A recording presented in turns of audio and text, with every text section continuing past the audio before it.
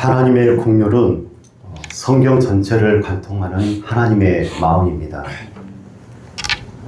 이스라엘의 역사는 끊임없이 실패하고 넘어지는 인간의 역사이지만 동시에 그들을 포기하지 않으시는 하나님의 국률의 역사가 바로 이스라엘의 역사입니다. 하나님은 애굽에서 종살이하던 이스라엘의 신음소리를 들으셨지요. 그래서 그들이 스스로 그들을 구원할 수 없음을 잘 아셨기 때문에 그들의 고통을 외면하지 아니하시고 모세를 보내셔서 출애굽의 역사를 일으켜 주셨습니다. 그러니까 출애굽은 이스라엘의 출애굽은 이스라엘의 공로가 아니라 고통받는 백성들을 불쌍히 여기신 하나님의 국률의 결과가 바로 출애굽의 역사였다. 우리는 알 수 있습니다. 그런데 이스라엘 백성들이 홍해를 건너서 광야에 이르렀습니다. 그런데 거기에서 끊임없이 이스라엘 백성들이 원망하고 불평하고 있는 모습을 우리가 잘 알고 있죠. 하나님은 만나를 주셨고 물도 주셨지만 이스라엘 백성들은 만나를 주셔도 불평을 하고 물을 주셔도 불평하고 심지어 금송아지를 만들어서 우상을 숭배하는 그 지경까지 이르게 되어집니다. 그럼에도 불구하고 하나님은 그들을 버리지 않으셨습니다.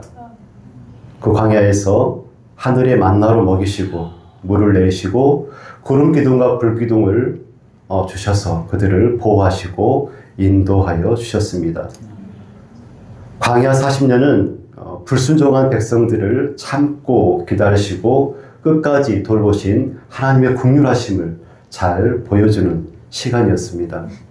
자, 그렇다 그러면 이스라엘 백성들이 가나안에 들어갔을 때 어떻게 했습니까? 이스라엘 백성들이 가나안에 들어갔을 때도 하나님의 국률하심은 계속 되었습니다. 그들에게 땅을 주셨고 그들이 심지 않는 포도원과 과수원을 이스라엘 백성들이 누리게 하셨습니다. 젖과 꿀이 흐르는 땅에서 살게 하셨습니다. 하지만 백성들은 그 풍요 속에서 하나님을 잊고 우상을 섬기기 시작했습니다. 그럼에도 불구하고 하나님은 언약을 기억하시면서 그들을 끝까지 돌보아 주셨습니다. 이스라엘의 다윗의 왕조를 보면 열왕들의 기록들이 나타나 있는데 열왕들의 시대를 보면 하나님의 국률하심이 극명하게 드러난 시기가 바로 이 다윗 왕가의 시기라고 볼 수가 있습니다. 북이스라엘과 남유다는 반복해서 우상을 섬겼지요. 하나님의 말씀을 버렸고 사회적 약자, 이 사회적 약자가 누굽니까? 하나님의 백성이죠. 하나님의 백성을 끊임없이 압제했습니다. 미가서 3장 1절에서 3절 말씀을 보면 이렇게 기록하고 있죠. 너희는 내 백성의 살을 먹으며 그들의 가죽을 벗기며 그들의 뼈를 꺾으며 솥에 담을 고기처럼 가마 가운데서 담을 고기처럼 그들을 자르는도다. 이스라엘 백성들을 시대적 약자를 사회적 약자를 솥에 담을 고기처럼 그렇게 그들을 압제했다라고 성경은 우리에게 말씀하고 계십니다. 그런 사람들을 하나님께서 어떻게 하시고 싶었겠습니까? 하나님께서 원하시면 당장에 심판하실 수도 있겠죠. 인간이 인간을 그렇게 압제할 수 있을까요? 하지만 하나님께서는 선지자들을 보내셨습니다. 엘리야와 엘리사, 이사야, 에레미야, 호세아 등 많은 선지자들과 예언자들을 보내셔서 너희들 돌아와라, 회개해라, 내가 너희를 고치겠다라고 말씀해 주셨습니다. 무엇입니까? 심판보다 먼저 회복할, 돌아설 기회를 하나님께서 주신 것입니다. 그리고 이 모든 국률의 절정에 예수 그리스도가 등장하십니다. 여러분, 예수님께서 공생의 복음을 전하실 때 예수님의 관심이 어디에 있었습니까? 예수님의 관심은 낮고 소외된 이들, 죄인들에게 관심을 두시고 그들을 가까이 하셨습니다. 복음을 전하실 때 예수님은 아이들을, 그 보잘것없는 아이들을 천국이 이런 자의 것이다 라고 말씀해 주셨습니다. 부정하여서 더 이상 사람들 곁으로 다가올 수 없는 그들, 그 나병 환자들을 만져주시고 그들을 만나주셨습니다. 만나주시고 어루만져 주셨죠. 삭개오를 만나주시고 남편을 5이나 둔 사마리아 여인을 만나러 그 험한 길을 걸어가셨습니다. 예수님은 긍휼로 이 땅에 오셨습니다. 오늘 성경 말씀에는 세리 마태를 불러 예수님께서 12 제자 중에 한 명으로 세우시고 있는 모습이 드러나고 있습니다. 인류 구원의 중차대한 사명 아래 예수님께서 불러 모으신 드림팀의 그런 그림이 조금 이상합니다. 좋은 그림이 아니죠. 어부들, 세리, 회계사, 열심당원인 민족주의자, 그리고 직업도 언급이 되지 않는 다수의 사람들을 불러서 12 제자로 구성하셔서 드림팀을 꾸리셨습니다. 그 중에 조금이라도 학자나 귀족, 영성이 높은 사람들을 불러서 제자로 세우신 것이 아니라 이런 어부들, 이름 없는, 직업 없는 이들을 불러서 제자로 삼으셨습니다. 예수님께서 전도하신 곳이 어디십니까? 예루살렘이 아니죠. 지금 개척을 하면은 보통은 신도시 근방으로 가서 개척을 하는데 예수님은 전도하실 때 예루살렘이 아니라 갈릴리의 가버나움이라는 그런 오촌, 작은 오촌, 2,000명이 되지 않는 그런 작은 오촌에서 복음을 전하셨습니다. 참 아이러니하죠. 이건 역시 은혜고 긍휼이라고 볼 수 있겠습니다. 예수님은 세관에 앉은 마태를 부르셨습니다. 여러분, 세관이 어떤 곳입니까? 세금을 걷던 장소를 세관, 세무서, 세관이라고 볼 수 있겠죠. 9절 말씀에 보니까 예수께서 거기서 떠나 지나가시다가 마태라 하는 사람이 세관에 앉아있는 것을 보시고 이르시되 나를 따르라 하시니. 아멘. 당시 갈릴리의 가버나움은 중요한 교통과 무역의 중심지였습니다. 갈릴리 바닷가에서 많은 고기들을 잡아서 어업과 육상의 무역이 활발하게 이루어졌기 때문에 세금을 징수할 수 있는 세관이 거기 있었습니다. 세관에서는 어떤 세금을 걷었을까요? 물품 통행세, 그리고 생선과 같은 어획물에 관한 세금을 받았고, 수출입 관세, 도로 이용세, 상업 거래세, 마태는 이런 세금을 걷었습니다. 엄청나게 많은 세금을 로마가 빼앗아 갔죠. 세리는 사람들이 지나가는 길목이나 항구에서 세금을 징수했습니다. 따라서 세관에 앉아있다라는 그 말은 마태가 자신의 직무를 수행하고 있었다라고 볼 수 있겠죠. 사람들이 고생해서 잡은 고기를 여러 가지 세금으로 뜯겼습니다. 사람들이 얼마나 속상했겠습니까? 그래서 세리들에 대한 미움이 엄청 컸겠죠. 저주도 했겠죠. 이 모든 감정을 다 받아내면서 마태는 세리의 일을 하고 있었던 것입니다. 중요한 것은, 우리가 주목해야 될 것은 예수님께서 회당에서 성경을 읽고 있는 마태를 부르신 것이 아니라 돈을 계산하고 세금을 걷는 바로 그 자리에서 마태를 부르셨다는 것입니다. 가장 거룩해 보이는 장소가 아니라 사람들이 손가락질하고 조주했던 그 자리에서 제자됨의 부르심이 시작되고 있음을 우리가 기억해야 되겠습니다.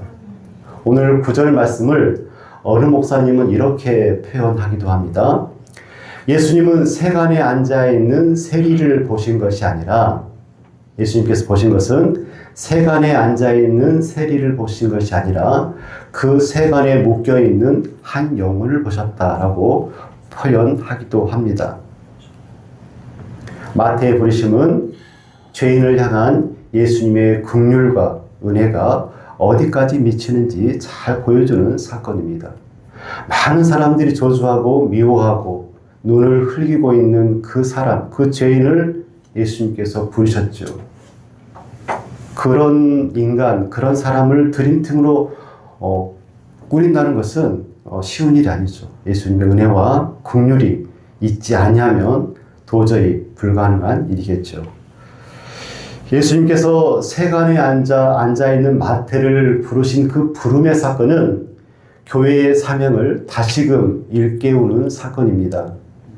세상 가운데 우리가 누구로 어떤 공동체로 서 있습니까? 우리가 세상 가운데 예수 그리스도의 생명 공동체인 교회로 서 있습니다. 교회가 해야 될 일이 무엇입니까?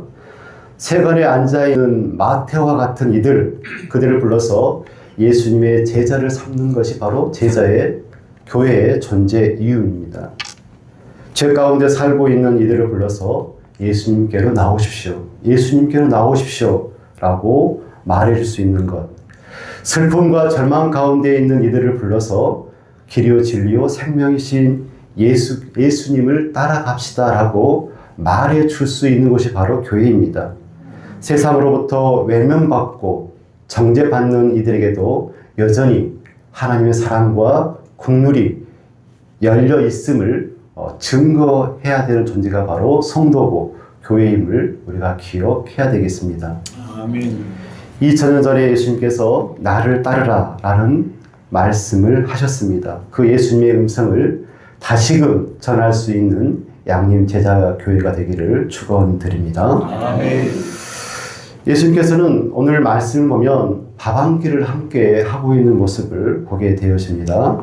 10절 말씀을 보면 예수께서 마태의 집에서 앉아 음식을 잡수실 때에 많은 세리와 죄인들이 와서 예수와 그의 제자들과 함께 앉았더니. 아멘. 여러분 지금 10절의 분위기가 어떻습니까? 예수님께서 제자들과 함께 마태와 함께 식사 자리를 마련하고 있습니다. 식사를 하셨겠죠. 근데 마태의 동료들이 그 식사 자리에 들어오게 되어집니다. 마태의 동료가 누구죠? 세리들이 그 식사 모임에 함께 동석을 하게 되어집니다. 손가락질 당하고 동족의 미움의 대상이 되었던 그 세리들이 이 자리에 동석하고 많은 죄인들이 함께 했다고 합니다. 불결하고 죄인이라고 불렸던 이들이 하나의 식사 공동체를 이루고 있는 것을 보게 되어집니다. 만약에 그 많은 사람들 중에서 한 사람이라도 이 식탁을 부정했다고 한다면 그 분위기가 엉망이 됐겠죠. 아니 왜 저 사람도 이 식탁 자리에 와 있는지 모르겠어요 라고 한마디만 했다고 한다면 그 식탁 분위기는 엉망이 됐을 것입니다. 하지만 원만하고 즐거운 식탁이었다고 생각이 되어집니다. 그 중심에 예수님이 계셨기 때문에 그렇습니다. 은퇴하신 그 김호경 교수님이라고 있습니다. 신약한 교수님인데 이 김호경 교수님이 예수님의 사역을 어떻게 어떻게 설명하냐면 예수님은 사람들에게 교리를 먼저 가르치시기보다 함께 밥을 먹으셨다라고 예수님의 사역을 정의하고 있습니다. 교리와 성경과 하나님의 백성의 도리를 이야기하는 것이 아니라 조용히 그들과 함께 먹는 것이 예수님의 사역이었다라고 그렇게 말하고 있는 것이죠. 그의 저서인 예수의 식탁 이야기에서 계속해서 이런 주장을 몇 가지를 합니다. 아주 중요한 말씀이기 때문에 제가 직접 인용하겠습니다. 첫 번째로 예수님은 죄인들을 먼저 식탁으로 초대하셨습니다. 당시 유대 사회에서 식탁은 단순한 식탁이 아니죠. 누구와 먹느냐는 누구를 공동체의 일원으로 인정하느냐, 인정하지 않느냐의 문제입니다. 내가 누구랑 같이 밥을 먹는다고 한다면 그 사람은 나의 가족이거나 또는 한 공동체로 인정하는 그런 의미를 갖고 있습니다. 우리가 밥을 먹을 때 마음 편히 먹으려고 그러면 친하고 가족 같은 사람들과 함께 밥을 먹지 않습니까? 예수님은 세리 마태, 삭개오 그리고 죄인들과 함께 밥을 먹으셨습니다. 무슨 의미입니까? 그들을 하나님 나라의 공동체의 일원으로 가입시키신 거라고 볼 수 있겠죠. 그 의미는 너는 이미 하나님 나라의 식탁에 초대받은 사람이다 라는 그런 말씀이라고 우리가 볼 수 있겠죠. 두 번째로 예수님의 식탁은 죄인들이 회개하기 전에 먼저 식탁을 준비하셨다는 것입니다.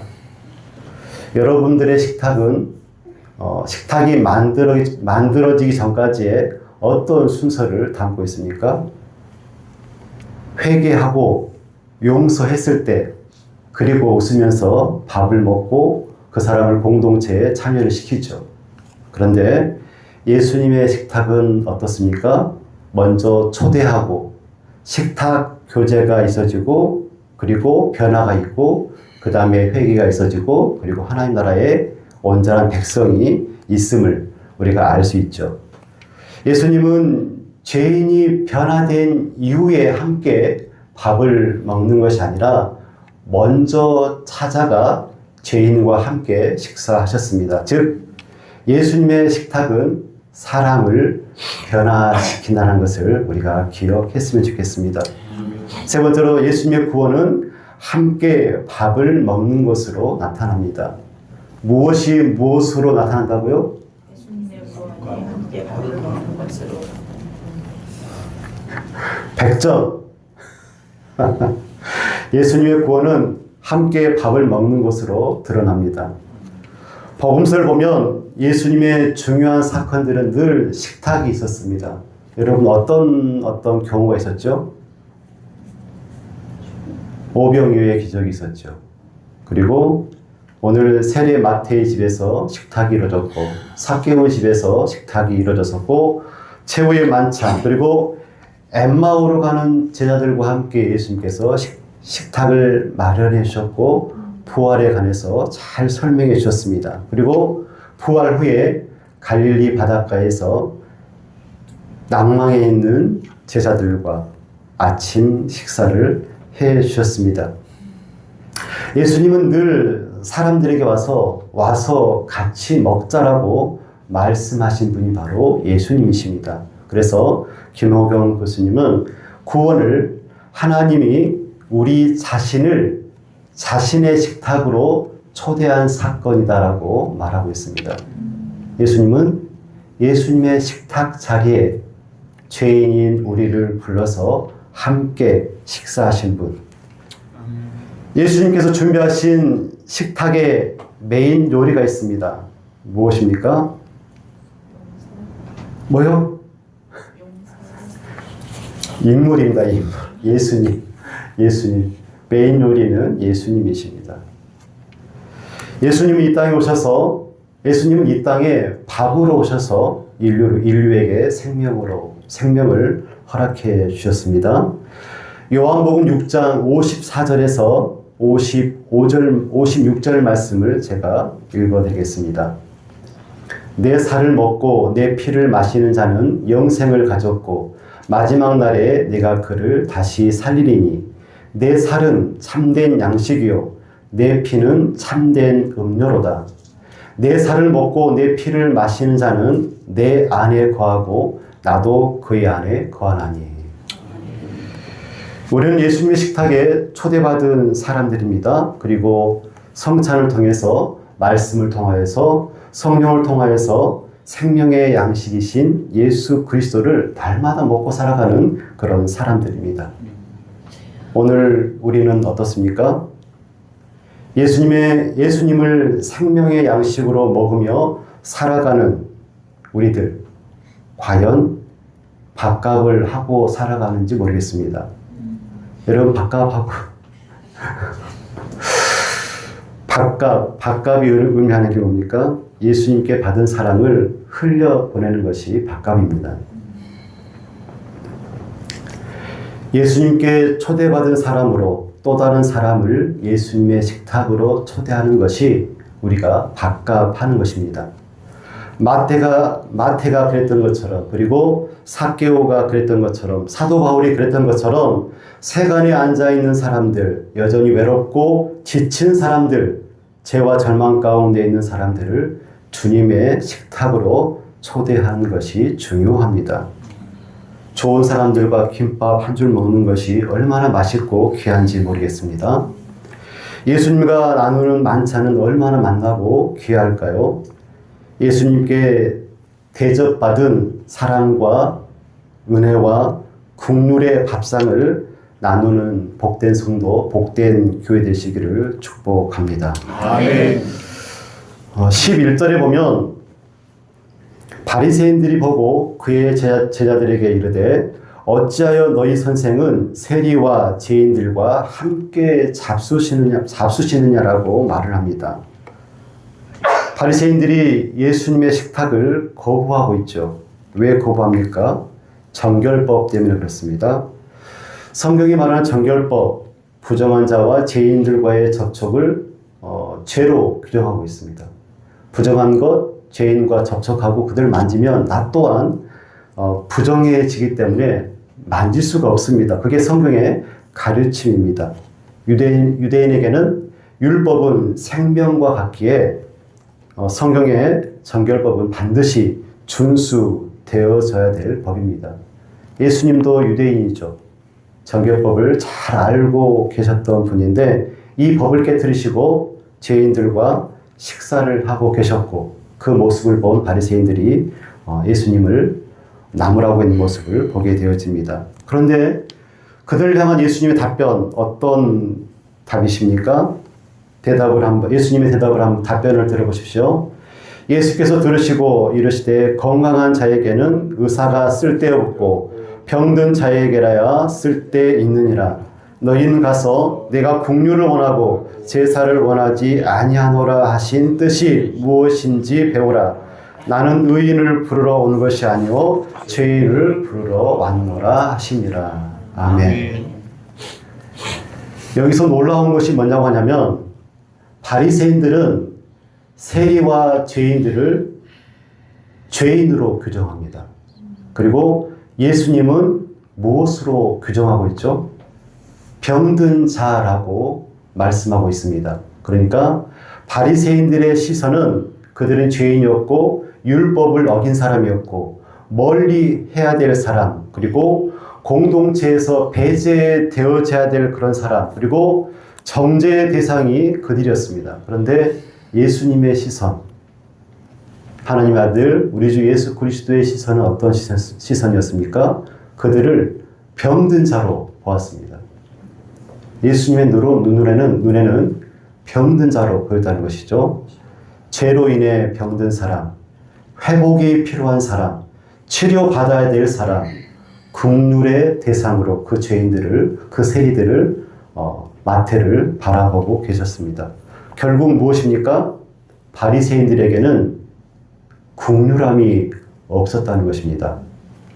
그들은 율법을 누구보다 철저히 잘 지켰죠. 박하와 운채와 작은 채소의 11조까지 계산해서 정확하게 하나님께 바쳤습니다.